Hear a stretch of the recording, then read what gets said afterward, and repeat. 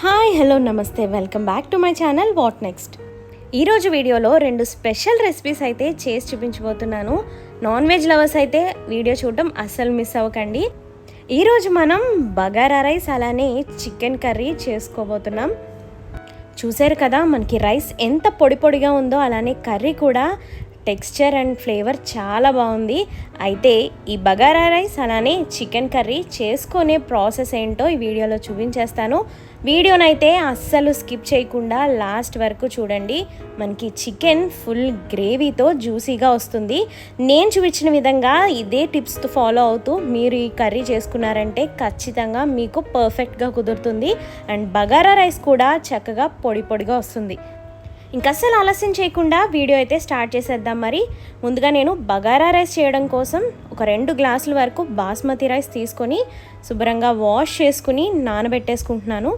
ఈ బగారా రైస్ కోసం బాస్మతి రైస్ని కుదిరితే గంట లేకపోతే అరగంట అయినా నానబెట్టుకోండి. అప్పుడే మనకి రైస్ చక్కగా ఉడుకుతుంది.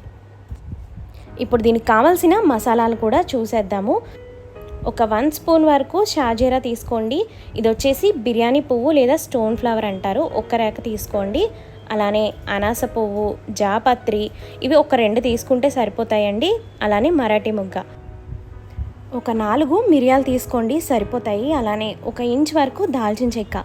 నేను ఈ మసాలాలన్నీ కూడా 2 గ్లాసుల బాస్మతి రైస్కి తగ్గట్టుగా తీసుకుంటున్నాను. అలానే ఒక 3 యాలకులు, ఒక 6-7 లవంగాలు, బిర్యానీ ఆకు. ఇంతవరకు మనకి బిర్యానీ మసాలాలండి. ఇప్పుడు నెక్స్ట్ మనం ఆనియన్స్ని ఇలా సన్నగా స్లైసెస్ చేసుకుని పక్కన పెట్టుకుందాము. మనకి ఆనియన్స్ చక్కగా కరకరలాడుతూ ఫ్రై అవ్వాలంటే కనుక ఇక్కడ చిన్న టిప్ చెప్తున్నాను చూడండి. మనకి ఆనియన్స్ని కట్ చేసుకుని ఒక 5 నిమిషాలు వదిలేసిన తర్వాత మనం ఆనియన్స్ని ఇలా స్క్వీజ్ చేసుకుంటే అందులో వాటర్ అంతా కూడా మనకి బయటకు వచ్చేస్తుంది. సో ఇలా ఫ్రై చేసుకున్న ఆనియన్స్ మనకి కరకరలాడుతూ వస్తాయి. మనకి బిర్యానీలోకి ఫ్రైడ్ ఆనియన్స్ కావాలంటే ఈ విధంగా చేసుకోండి. ఆనియన్స్ చక్కగా క్రిస్పీగా వస్తాయి.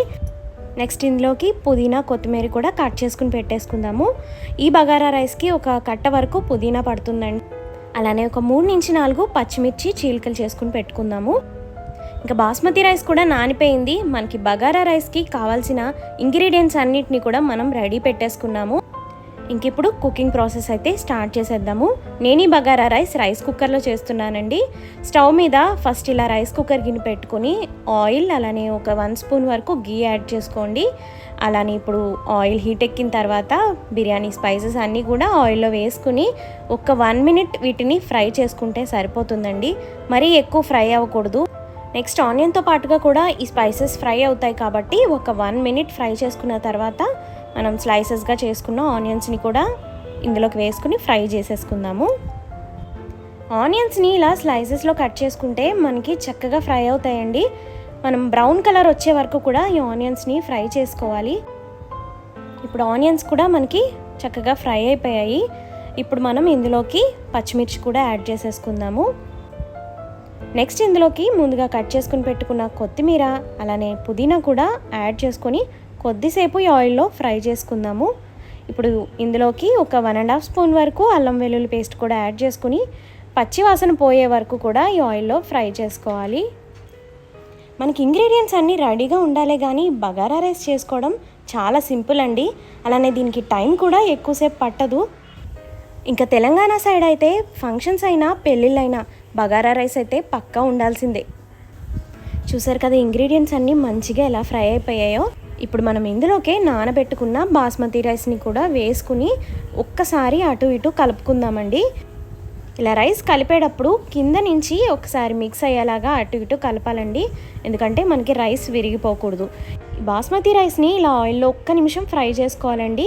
దీనివల్ల మనకి ఈ మసాలా ఫ్లేవర్ అంతా కూడా రైస్కి పడుతుంది. ఇంక ఇప్పుడు మనం ఇందులోకి వాటర్ యాడ్ చేసేసుకుందాము. 1 గ్లాస్ బాస్మతి రైస్కి 1.5 గ్లాస్ వాటర్ తీసుకోవాలండి. నేను 2 గ్లాసులు బాస్మతి రైస్ తీసుకున్నాను, 3 గ్లాసులు వాటర్ అయితే యాడ్ చేసుకున్నాను. మీరు తీసుకున్న రైస్ని బట్టి వాటర్ క్వాంటిటీ అనేది చూసుకోండి. కొన్ని రైస్ మనకి వాటర్ ఎక్కువ పడుతుంది, కొన్ని మనకి తక్కువ పడతాయి. ఇంక ఇప్పుడు వాటర్ వేసుకున్న తర్వాత ఇందులోకి తగినంత సాల్ట్ కూడా వేసేసుకుని ఒకసారి మిక్స్ చేసేసుకోవాలి. ఇలా ఒకసారి కలిపేసుకున్న తర్వాత సాల్ట్ చెక్ చేసుకోండి. తక్కువ అనిపిస్తే మళ్ళీ కొంచెం యాడ్ చేసుకోండి. ఇప్పుడు ఇందులోకి ఇంకొంచెం పుదీనా కొత్తిమీర పైనుంచి వేసుకొని ఒక అరచెక్క వరకు నిమ్మరసాన్ని పిండుకోండి. దీనివల్ల మనకి రైస్ అనేది అతుక్కోకుండా పొడి పొడిగా వస్తుంది. అలానే ఒక హాఫ్ స్పూన్ వరకు బిర్యానీ మసాలాను కూడా ఈ వాటర్లో యాడ్ చేసేసుకుని ఇవన్నీ ఒకసారి మిక్స్ చేసుకొని రైస్ కుక్కర్లో కుక్ మోడ్లో పెట్టేయాలి. ఒక 10 to 15 మినిట్స్లో ఈ బగారా రైస్ అయితే రెడీ అయిపోతుందండి. ఇది కుక్ అయ్యేలోపు చికెన్ కర్రీని కూడా చేసేసుకుందాము. ఈ చికెన్ కర్రీ కోసం నేను 1 kg వరకు చికెన్ తీసుకొని శుభ్రంగా 2-3 టైమ్స్ వాష్ చేసుకుని పెట్టుకున్నానండి. ఇప్పుడు స్టవ్ ఆన్ చేసుకొని దాకా పెట్టుకోండి. కర్రీకి తగినంత ఆయిల్ అయితే యాడ్ చేసుకుని ఒక మీడియం సైజ్ 3 ఉల్లిపాయలు అలానే 4 పచ్చిమిర్చి ఆయిల్లో ఫ్రై చేసుకోవాలి. ఇవి ఫ్రై అయ్యేలోపు దీనికి కావాల్సిన మసాలా సరుకులు ఏంటో కూడా మనం తీసుకుని రెడీ పెట్టుకుందాము. ఇప్పుడు ఒక మిక్సీ జార్లోకి ఒక 7-8 లవంగాలు, ఒక 3 యాలకులు, ఒక 1 ఇంచ్ వరకు దాల్చిన చెక్క, ఒక 1 స్పూన్ ధనియాలు, అలానే హాఫ్ స్పూన్ జీలకర్ర ఇవన్నీ మిక్సీలో ఒకసారి ఇలా పౌడర్ లాగా చేసుకుని ఇందులోకి నేను ఈ గ్రేవీ కోసం ఎండు కొబ్బరి యాడ్ చేసుకుంటున్నానండి. ఈ ఎండు కొబ్బరి మనం పచ్చిగా వేసే కంటే కూడా ఇలా ఒక్కసారి కాల్చుకుని ముక్కలు చేసుకుని వేసుకుంటే టేస్ట్ చాలా బాగుంటుంది. ఇప్పుడు ఇలా పొడి చేసుకున్న ఈ మసాలాలోకి ముందుగా నానబెట్టుకున్న ఒక 1 స్పూన్ గసగసాలని వేసుకుంటున్నాను. ఇప్పుడు ఇందులోకి ముక్కలుగా చేసుకున్న ఈ ఎండు కొబ్బరిని కూడా ఇందులోకి వేసేసి మెత్తగా పేస్ట్ లాగా చేసుకుందాం మనం. చూసారా, ఈ మసాలా అయితే రెడీ అయిపోయింది. ఈలోపు మనం ఒక్కసారి బగారా రైస్ని కూడా చెక్ చేసుకుందాము. మనకి రైస్ అయితే చక్కగా పొడి పొడిగా రెడీ అయిపోయింది. ఇంకొక 10 నిమిషాలు మూత పెట్టేసుకుంటే మనకి రైస్ చక్కగా ఇంకొంచెం మగ్గుతుందనమాట. ఈ బగారా రైస్లోకి కాంబినేషన్గా ఏ నాన్ వెజ్ కర్రీ అయినా బాగుంటుందండి. ఇంకా మటన్ చికెన్ అయితే చెప్పక్కర్నే లేదు. మటన్ కర్రీ రెసిపీ ఆల్రెడీ మన ఛానల్లో ఉంది. మీకు లింక్ అయితే డిస్క్రిప్షన్లో ఇస్తాను, కావాలితే చెక్ చేయండి. ఈ ఆనియన్స్ అయితే మంచిగా ఫ్రై అయిపోతున్నాయి. ఇప్పుడు ఇదే టైంలో నేను హాఫ్ స్పూన్ పసుపు, తగినంత సాల్ట్ ఇక్కడ యాడ్ చేసేసుకుంటున్నాను. ఇప్పుడు ఇందులోకి ఒక స్పూన్ అల్లం వెల్లుల్లి పేస్ట్ కూడా వేసుకొని పచ్చివాసన పోయేంత వరకు ఫ్రై చేసుకోవాలి. ఆనియన్స్ అయితే బాగా ఫ్రై అయిపోయాయి. అల్లం వెల్లుల్లి పేస్ట్ కూడా మంచిగా పచ్చివాసన అంతా పోయింది. ఇప్పుడు ఇదే టైంలో వాష్ చేసి పెట్టుకున్న చికెన్ని కూడా వేసేసుకుందాము.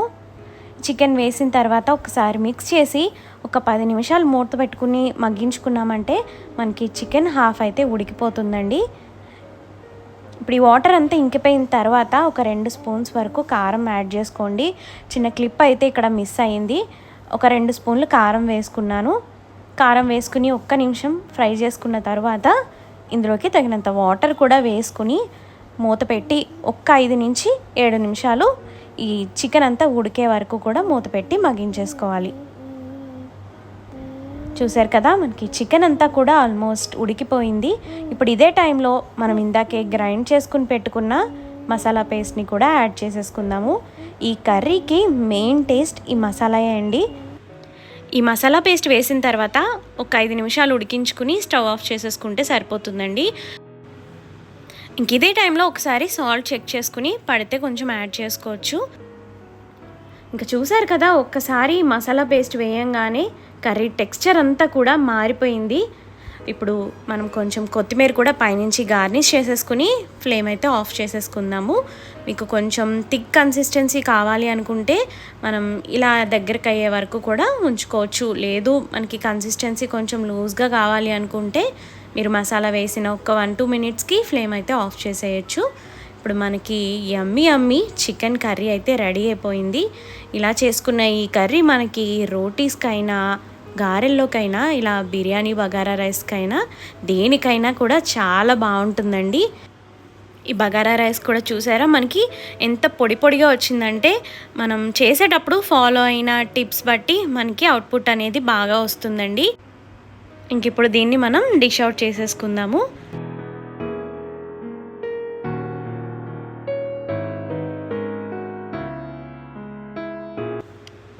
ఇప్పుడు పైనుంచి కొద్దిగా ఫ్రైడ్ ఆనియన్స్ కూడా వేసుకుందాము. టేస్ట్ చాలా బాగుంటుంది. ఇంకా ఫ్రై చేసుకున్న జీడిపప్పును కూడా వేసుకోవచ్చండి.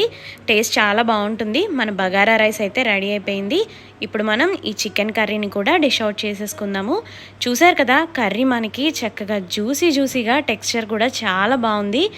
చూడటానికే కాదండి, టేస్ట్ కూడా తినడానికి చాలా అంటే చాలా బాగుంది.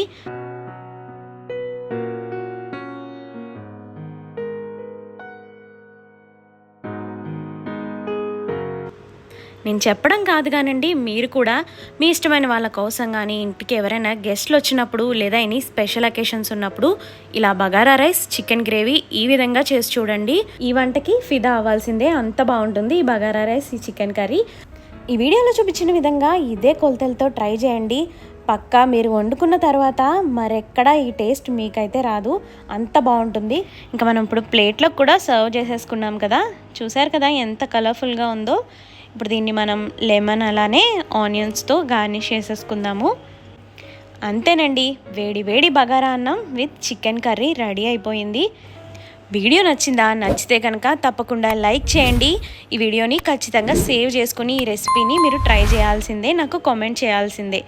ఇంక ఈ రెసిపీని మీ ఫ్రెండ్స్తో షేర్ చేసి ఛానల్ని అయితే సబ్స్క్రైబ్ చేసుకోండి. పక్కనే ఉన్న బెల్ ఐకాన్ని కూడా క్లిక్ చేయండి. See all with another beautiful video. Thank you all for watching.